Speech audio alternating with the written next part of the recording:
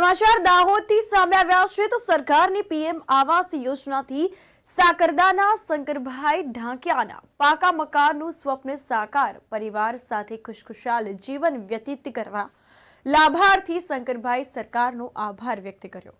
તો વાત કરીએ છીએ દાહોદની, તો આવાસ વિહોણા કુટુંબોને પોતાનું પાકું આવાસ મળે તેવા હેતુથી પ્રધાનમંત્રી નરેન્દ્ર મોદી દ્વારા આવાસ યોજના અમલમાં આવેલ છે। તો આ સાથે યોજનાનો મુખ્ય ધ્યેય ગ્રામીણ વિસ્તારમાં વસતા ઘર વિહોણા તથા કાચા અને જર્જરિત મકાનમાં રહેતા પરિવારોને પાયાની સુવિધા સાથે પાકું આવાસ પૂરું પાડવાનો છે। દાહોદ જિલ્લાના દાહોદ તાલુકાના સાકરદા ગામના ઢાંકિયા શંકરભાઈ મથુરભાઈ પ્રધાનમંત્રી આવાસ યોજનાના લાભાર્થી જણાવે છે કે હું છૂટક મજૂરી કરીને મારા પરિવારનું ગુજરાન ચલાવું છું।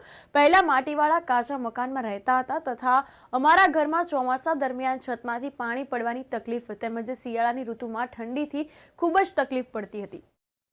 પરિણામે ઘણી વખત મારા પરિવારના સભ્યો બીમારીના ભોગ બનતા હતા। પ્રધાનમંત્રી આવાસ યોજના થકી પાકું મકાન બનાવવા માટે સરકાર તરફથી મને ₹1.20 લાખની સહાય મળી છે। આ યોજનાકીય સહાયનો લાભ લઈને મેં મારા સપનાનું પાકું મકાન બનાવ્યું છે। આજે હું મારા પરિવાર સાથે સુરક્ષિત પાકા મકાનમાં ખુશખુશાલ જીવન જીવી રહ્યો છું। આ અંતર્ગતે તેઓએ સરકારશ્રીનો આભાર વ્યક્ત કર્યો હતો।